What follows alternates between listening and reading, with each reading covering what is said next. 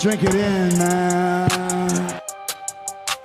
Cornbread! Cornbread! Touchdown, Detroit Lions! Drink it in, man.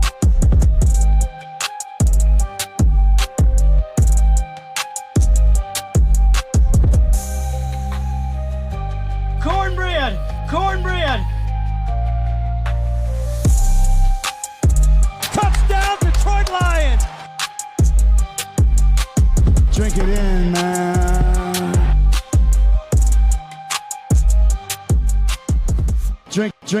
Drink it in, man. Detroit Koolaid, Detroit Koolaid drinkers. What's going on, everybody? It's your host, Eric Oakley, right here on the Detroit Koolaid Cast. You guys know what it is. Drink it in, everybody. Drink it in, man. Side of cornbread. Cornbread! Make it a double. Cornbread! Now we're ready to go. And I put out on Twitter, put out on the old X machine that we're going to have Joey Christopoulos from, gosh, He's doing so many cool things now. I promoted him as, the host of Sports Talk Chicago. He's doing work with Beyond the Big Ten, host, producer. I pubbed him up that he was the holder of the number one pick. He had his teams on Hard Knocks. His team has, quote, weapons now. I said that he's got excitement. He's got hope. He's the most hyped team in the league. I gave him this big lead up and introduced Joey, and we got to talking. And then for the first time in my podcast career, we're going over 500 some episodes, I got sniped by tech. I don't know what happened. The audio was choppy. I lost him. We couldn't get back in to record. So I don't know. I'm just so bummed because Joey had so many great things to say. We had so much fun chatting. It'd been so dang long since he'd been on the podcast here on the Koolaid Cast, but we're going to fight through it like we always do, man. So Joey had a lot of different meetings, so he had to go on to his next thing, which was fine. I got some things situated around so I can at least do a solo show for you guys, talk some Detroit Lions. And what I'm going to do, and again, I don't know that I can even save any of the clips of Joey's thoughts. Maybe I can, but I'll kind of just recap some of the things we talked about, because that's what we were going to do on this show. And that was simply this. I gave him the big intro, and then I said, Joey, your Bears are where the Lions were like 2-3 years ago. You saw, and I saw, while I was drinking a big pint of Detroit Kool-Aid, that the Lions were going to do what they've now done, which has become a dynamic, exciting, young, winning football team that was basically a quarter or two away from the Super Bowl. Now your team has got fancy weapons on the outside, a number one pick at quarterback, some new defenders, you paid your corner, you've got a couple other rush players, you added some O-line, you think you're doing some things. So the Bears are kind of where the Lions were before Brad, always open for business home, started rubbing those meat hooks together and started getting to work on this roster. And before Dan Freaky Campbell went to work, started biting kneecaps and creating a football team that's all about grit, winning, determination, hard work, embodies the city, all that kind of stuff. So, the Lions have pretty much done it. Now, I know they're getting a lot of hype. They're Super Bowl favorites, and some people are like, whoa. The Lions have done it for like 1 year. Who's to say that they're really contenders, that they're really going to do this thing? And I don't know. I'm here to tell you that I've said it in the past, like, here we come, and we got this, we got that, look out, we're going to be good for years, we're a young team. But we have these kind of football players like Penny, Amon-Ra, hashtag JMO Fast, Hutch on the defense, corners, nasty safeties, my boy, Brian Branch, all these people. So I think it's very sustainable to keep this team as a winning team. But my question to Joey about Chicago is like, all right, if you're where we were a couple years ago, is his team going to reach this type of success? Are they going to capitalize and catch the Lions? Are the Lions going to sustain and be good for the next decade? Or are the Bears going to be looking like the Lions were going to do and then not come together for whatever reason? So when you really look at it, there's a lot of similarities in how things are going.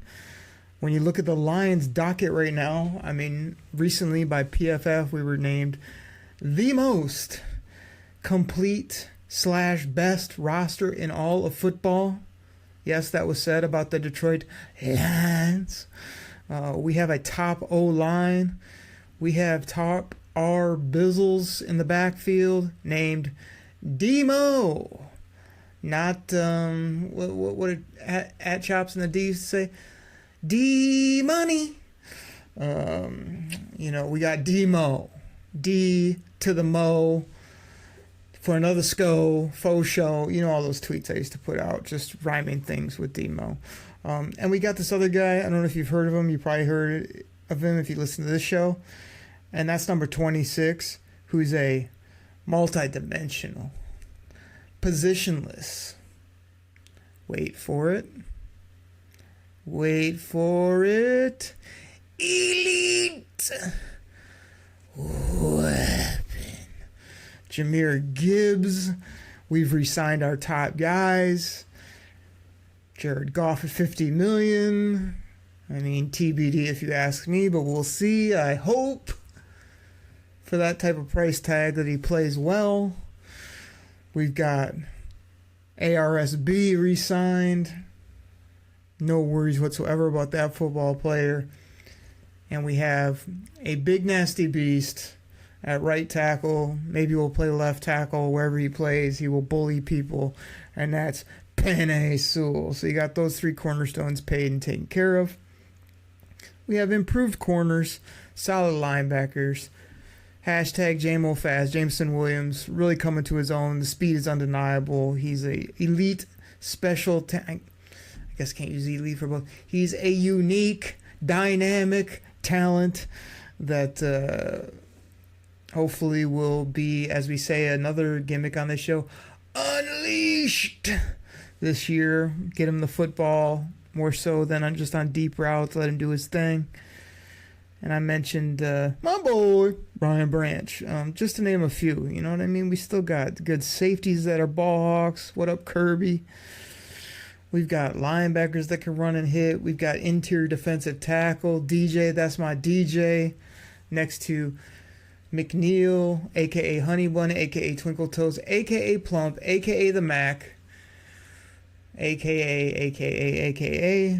We have my boy DPJ out there doing things. So we got ball players all over the field. You look at the Bears, they got a quarterback.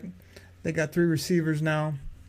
They got D Swizzle in the backfield, as we used to call him. Shifty, swifty. Good when he's good. Hurt when he's hurt, not so good when he's not so good. Always looks swaggy in the uniform. We'll see what he does on that slip and slide they call a field in Chicago. Are the Bears good enough up front? Do they have big nasty bodies on the O-line and the D-line that can sustain that type of success or those weapons and those fancy pieces they have now? I mean, they're getting a lot of hype. Everyone's saying they're going to do this, they're going to do that.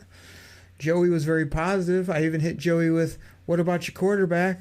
He's painting his nails. He's a little kooky. He's kind of a different personality. I don't see him as an NFC North guy. And, of course, Joey did what he does, which is defend his football team, defend his quarterback, and go on and on about how Caleb Williams is doing everything right because he's showing up to football camps, going to bars, saying the right things.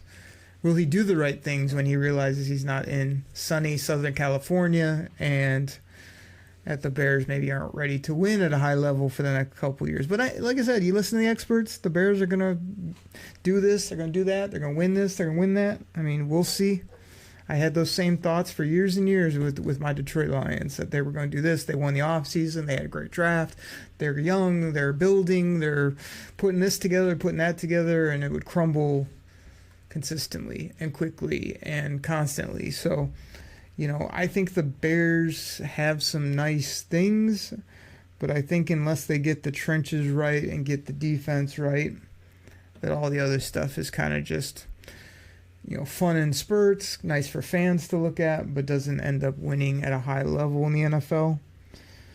But we'll see. We'll see what happens. So we also talked about kind of like how crazy the NFC North is, that we went from the Packers winning, at a very consistent level. Minnesota had their run. Everybody kind of saw the Lions coming. They couldn't do anything about it. We won the division. We won 2 playoff games. We basically won the NFC Championship game. It wasn't for I don't know, how many did I count? 12, 14, 15 mistakes that we made in a row. Without 2 or 3 of those, we win that football game, go to the Super Bowl, and probably beat the Chiefs. So, it's a crazy division. Now you got the Bears, who's everybody's favorite hot pick and the new hotness. So I really don't know how this is going to shake out. Is Jordan Love good? Is he not? I mean, we'll see this year. Do they have a complete football team, or did they just get hot last year? Can Minnesota win with my boy JJ, throw into JJ with old man Aaron Jones and, some of the other fancy pieces? But again, who's their big nasty tackles? Who's their rush ends now on that team? Who's their nasty corners? Who's their big time safeties and linebackers that can do some things? It's a little bit of crickets when you start going down the roster. And you got Chicago. Like I said, I'd be shocked. I'd be absolutely shocked if the Detroit Lions don't run it back, that they don't have a burr under their saddle about Dallas, about San Francisco, about Philly, these teams that are sort of always put above them in the rankings or talked about a lot. I feel like they're going to come get theirs when it comes to all those teams. And yeah, I don't see any way the Lions don't continue to run the North. They're kings of the North, in case you didn't know. The king in the North. The king in the North. Exactly. So, Joey's excited. Cheddar mozzarella sticks think they got a football team. Isn't that how the horn goes in Minnesota? They think they're going to do some things just because they got a fancy $40 million wide receiver and a young quarterback and a bunch of, I'm not sure what else. I'm kidding, but I'm not kidding. I like beating up on these little teams, but I do think that in a couple years, when Minnesota solidifies, if Green Bay is as good as they say and think they are, and if Chicago can have the upward trajectory that the Lions have had, thanks to their leadership, their drafting, then it could be a very competitive division from top to bottom. But until then, I mean, it's the Lions and everybody else. You know what I'm saying? And I feel the other big question, and Joey had a good counter about this. He mentioned, I said, I like Rome Odunze as a player, as a person. I really have no questions about his game or how hard he's going to work.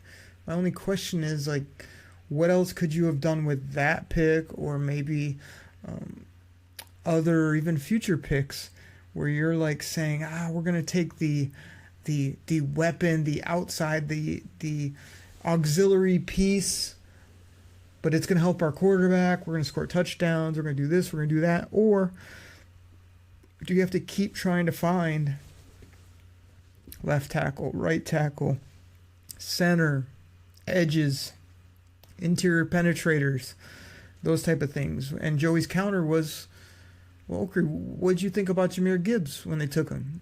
And I was honest, I didn't like him at 12. I picked him in mock drafts. I said how I like Jahmyr Gibbs' game, especially the way he catches the football, the way he can be used in space.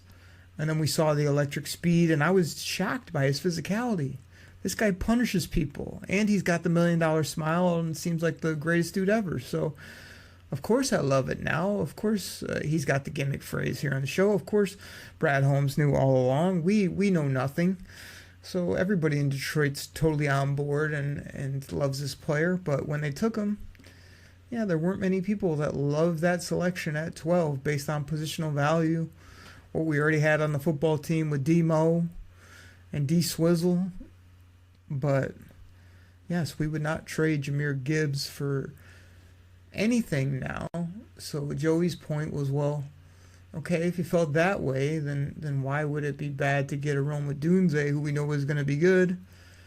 And my counter to his counter was because you can't block anyone, and you can't sack the quarterback, and you have a football field that is just a sloppy mess.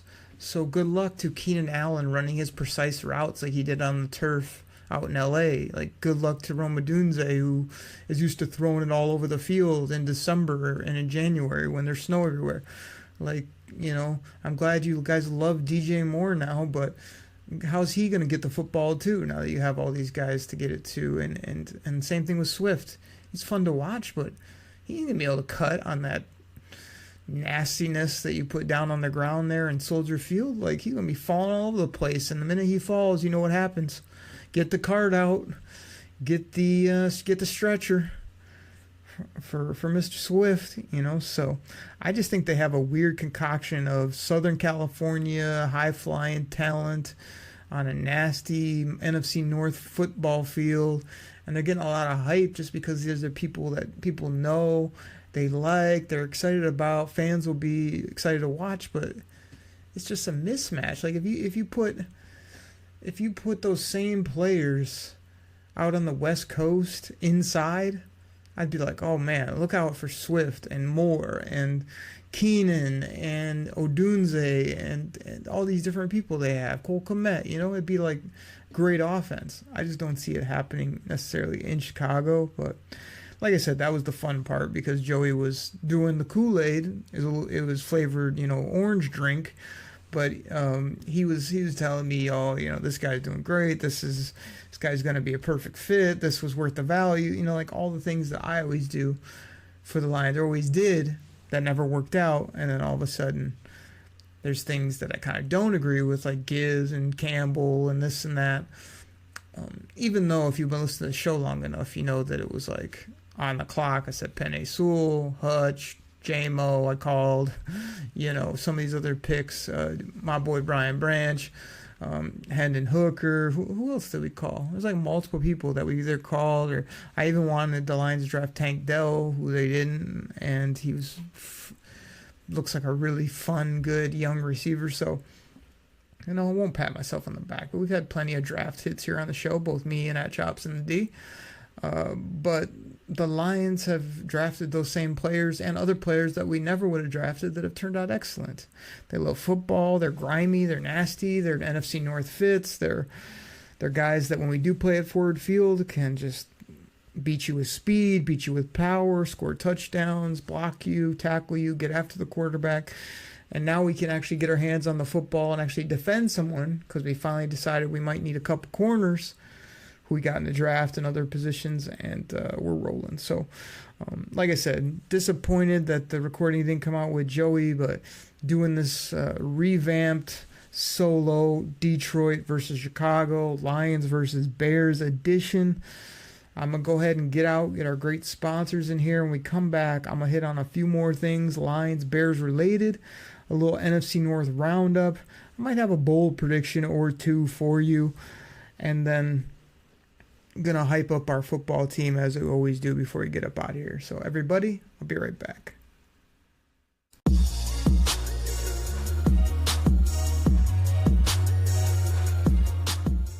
All right, everybody. This goes out to my fantasy football fans out there. Now, you probably heard about Reality Sports Online, the most powerful fantasy sports platform where owners can build and manage their fantasy team like a real NFL general manager. But the question is, have you tried it? I mean, we're talking free agency, multi-year contracts, rookie drafts, multi-team trades. You can put franchise tags on guys. It's as close as you're going to get to being an NFL GM. But do you think it sounds complicated? It's not. I'm here to tell you it's the best thing about Reality Sports Online is it's just more fun than your normal fantasy league, but it doesn't take barely any more time. After all this, are you still not sure? I mean, come on now. You can test your general manager skills by going over to Reality Sports Online, call it RSO. Please go check out realitysportsonline.com right now.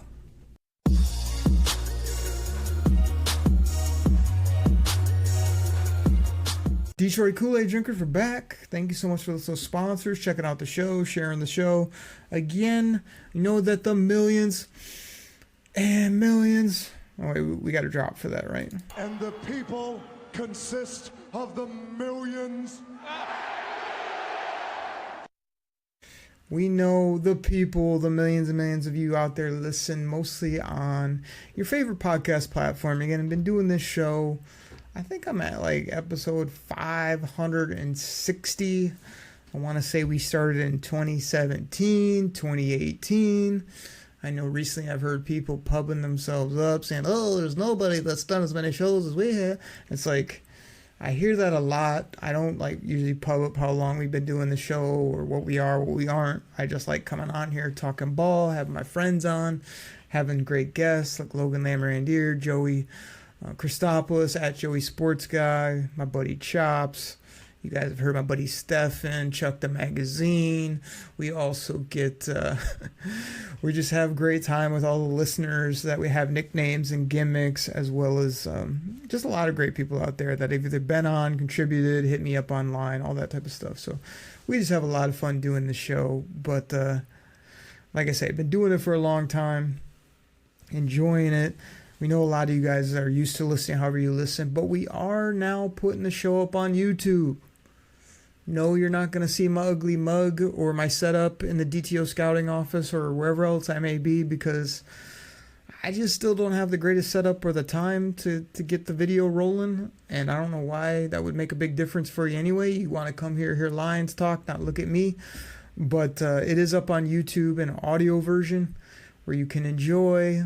can listen. It's basically just like if you're used to jumping on YouTube, or like if you're like me that has YouTube Premium where you can listen without the ads and the breaks. It's just a nice way to throw it on. You can have it on the background of your phone or wherever, and yeah, it just has the artwork up there, and it's just another way to reach people. You know, it's gonna grow step by step, just like the pod did. You know, I remember when we would just start, we would get like few listeners. It was so excited, and then it was like hundreds of listeners, thousands of listeners, you know, and then it's like you guys are just exponentially growing over the years. So I assume that's sort of what the YouTube will do too. People will find it, people will check it out, people will check it out there, or they'll check it out there once or twice and then be like, hey, I'm just going to go subscribe on the podcast side. So that's just within the last couple weeks I threw that out there, and slowly growing that. Again, we don't spend any money really on advertising. I don't spend a ton of time other than retweets and things saying, hey, here's the pod, please share it with a friend, please check it out. But it's just, you guys are drinking that Detroit Kool-Aid double-sided cornbread and are always supporting, which is awesome. So thank you for that.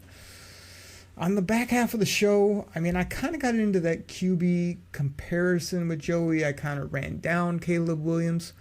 Because here's the thing. Caleb Williams, to me, he's getting so much love and he had so much hype. And like I said, if he went to the Dallas Cowboys or a team on the West Coast that plays indoors, or I don't know, I just don't see him as an East Coast grimy outside type of player. I see him as when the weather's good, when he's inside, when all his fancy toys are rolling, he's excellent. When he can run the football at times or sling it sidearm 50 yards down the field on a broken play, yeah, his highlights look tremendous. But this is a guy that I see the painted nails, the ho-hum attitude. I see it getting old really quick, or not connecting with players in the long run. Or I see him like Joey was trying to defend. Oh no, Okri, he's doing everything right, he's saying everything right. Like, to me, it's not very genuine because he is kind of a kook. He is a little bit out there. He is, and I don't have any issues with unconventional. Like, if you do things or say things that are a little bit opposite, but your teammates love you, the community loves you, and you go and ball out and you win games, you're fun to watch, nobody cares. But if you're weird and do things unorthodox and you lose ball games, you turn the football over, and you don't fit in a place like Chicago, outdoors, or in the NFC North, yes, I think you're going to struggle. I've seen the projections. Oh, Caleb Williams is going to be, a top 5 quarterback this year. No, he's not. Caleb Williams is going to have the same quarterback struggles that every rookie quarterback has. He's going to wow you at times, and people are going to put him in the Hall of Fame.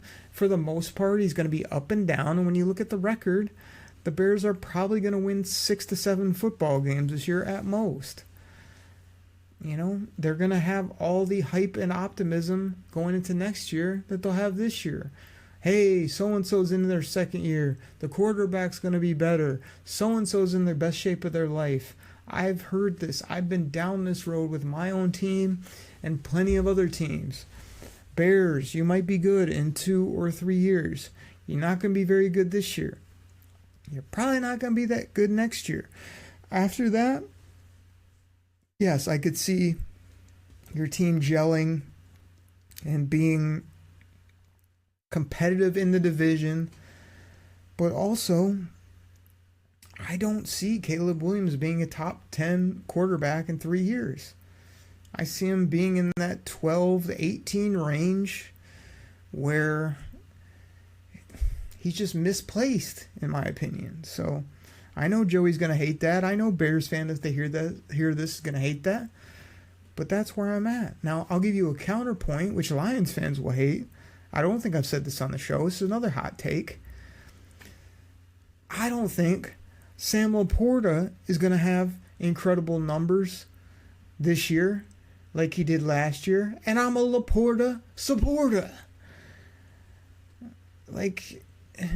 This guy had the greatest season of a rookie tight end or a tight end in general in Lions history, in NFL history, basically.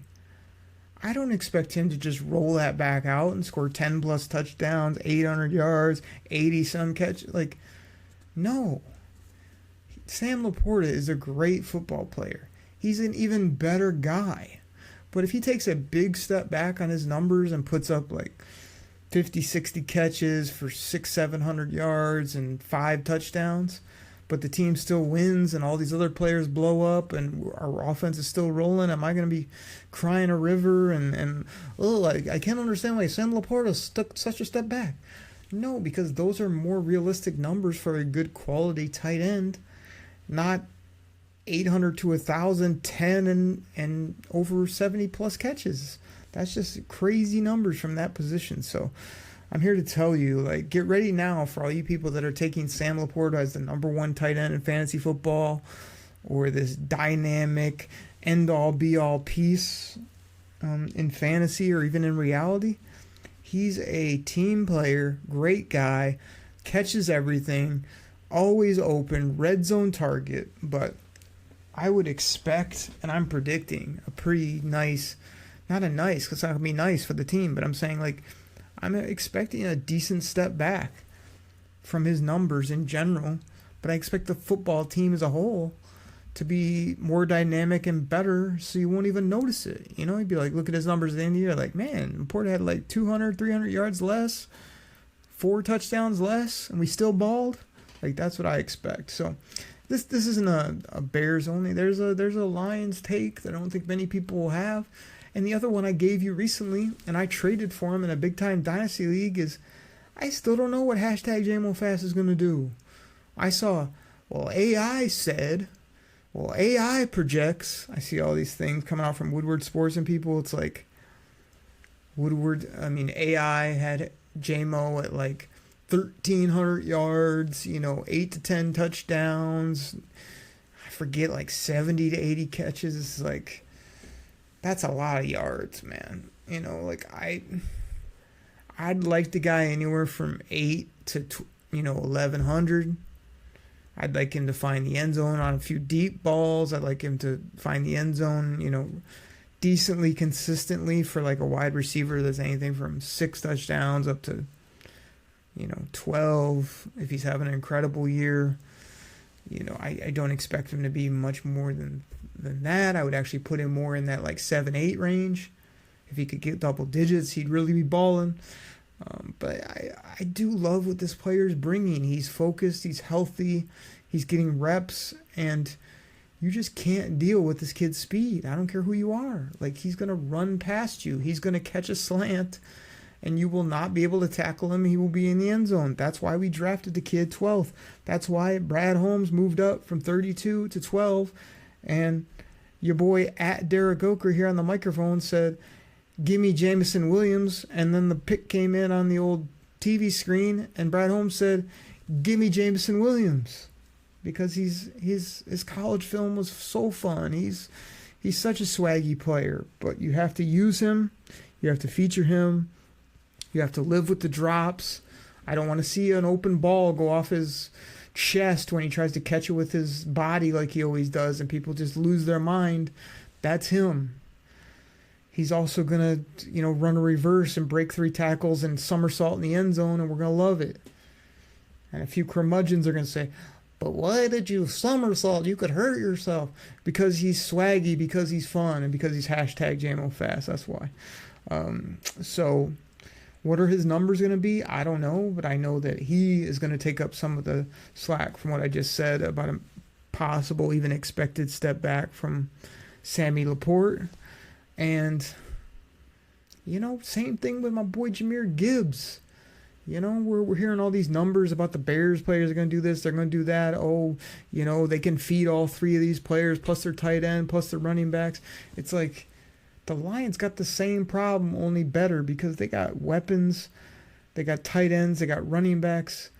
And to me, the thing that's missing with Jahmyr Gibbs is like, he's way too good and way too smart to not be all over the football field, split out wide, slot, reverses, gadget plays, double moves, I used to hate it when the Lions would have like Theo Riddick or Swift, and they would just run the same ankle route all day long. It's like, you can do more things with a player than just that, And I feel like Jahmyr Gibbs could run every route. You could move him all around, get every matchup you want. And the thing is, if you hit him in stride, he's gone too. He's basically as fast as JMO, just a little bit less. So you need to move him around. You need to actually let him run real routes rather than, hey, run an option route, but every time run an in cut. Hey, run out of the backfield. If nobody is open, I'll flip it to you.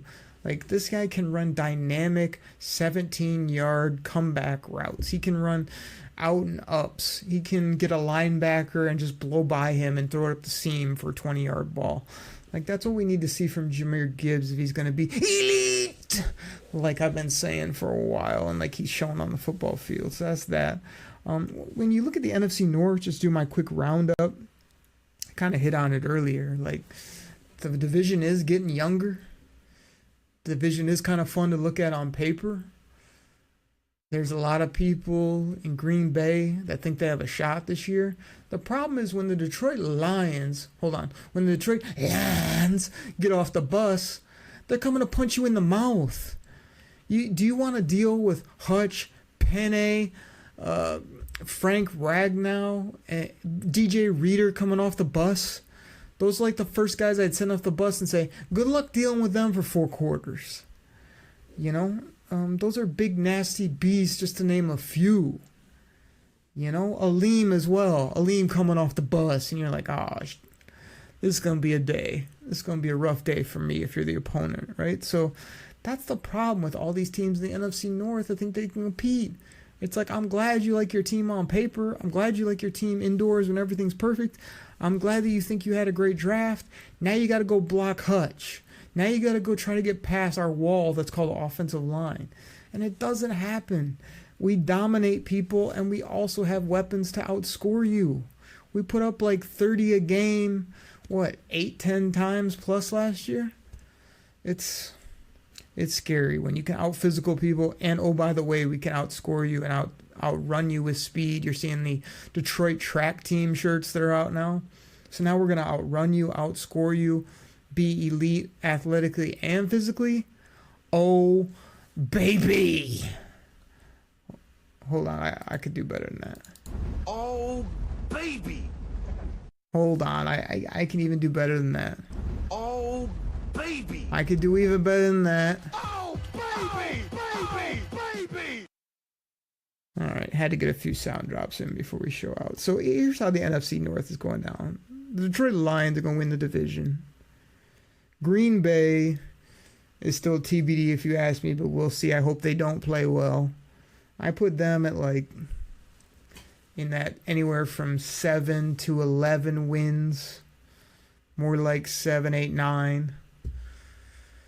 Minnesota, I just don't see it, you know. I feel like until JJ really gets his feet under him and gets a chance and gets rolling, until they beef up their defense, I got Minnesota probably coming in. Gosh, I feel like they'll be last. I feel like Minnesota might be last. So give me like anywhere from 5 to 7 wins from Minnesota. And like I said earlier with the Bears, I'll give them like 6 to 8, but I don't see them winning over 8 ball games. So it puts it like Minnesota, Chicago, Green Bay, and then the Lions are anywhere from 10 is their floor and like 14 is their ceiling. Could see this team winning 14 football games. You've heard me say number 1 seed, NFC North champs, top team in the NFC championship win, Super Bowl. And then come talk to me to see who they're playing and how healthy they are, and there's no reason they can't win it this year and next year and the year after. And then after that, we'll talk about where they're at and how to rebuild and what we got to do to keep this thing rolling. So that's what I see with the team. Again, we had fun with Joey. I don't know what happened with the mic was cutting out. There was a delay. There was all types of stupid things, like I said, that have never happened on any pod recording that I've done. So we couldn't even troubleshoot what it was. I apologize to Joey because I know his time is very valuable. I know a lot of you guys out here wanted to hear from him and from me and have that fun back and forth. We did as well. We hope to maybe do it again, but like I said, I'm hesitant to ask Joey to come back because I know he's got so many things rolling with his Beyond the Big Ten, host and producer, Sports Talk Chicago. My man moved from L.A., from La La Land, back to his home in Chicago, and is doing big things in sports now. And like I said, I knew him like 2 years ago, 2.5, 3 years ago, whatever it was, maybe even longer than that. But he was just, doing a pod, doing all his movie stuff. The guy's been in commercials since then. He's been in movies, I think. He's one of the... I knew the first time I talked to him, like, man, this guy is a great dude, an awesome media personality, knows sports, and was just always so nice to come on the Koolaid Cast every once in a while and have fun laughing it up with me. I'd even always apologize to him, like, hey man, I know you're getting more serious in the sports space, but we just like to have fun on here and laugh and just talk ball and not be too formatted and not too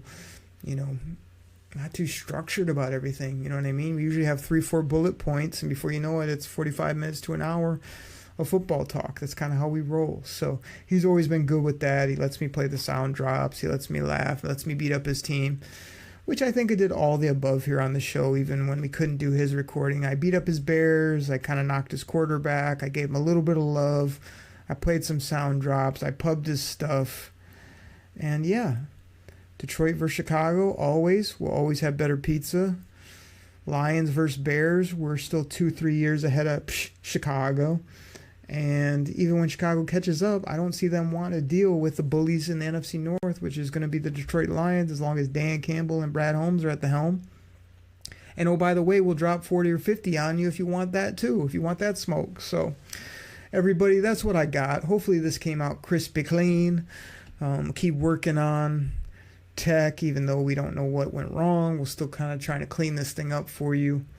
We have fun with it. We're not the most professional in the game, but we do have fun. It usually comes out sounding clean on the outs for you listeners. And hit me up if not. Always let me know what we can do better. But thank you so much for listening. Share this with a friend, and I'll catch you next time right here on the Detroit Koolaid Cast. Take care, everybody. I'm out. The Bears are what we thought they were. They're what we thought they were.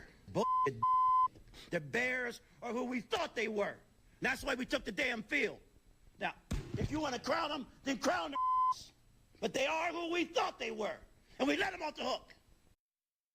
Also, kind of a good singer. That was so bad. All right, here we go. Love,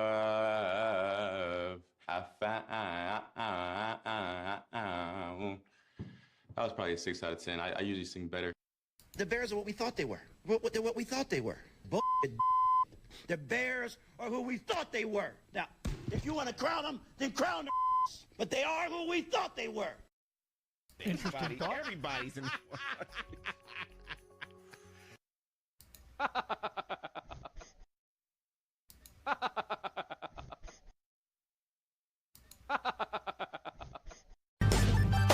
Pack the bags, start the plane. This game is over. It is over. What a comeback by the Lions. Drink it in.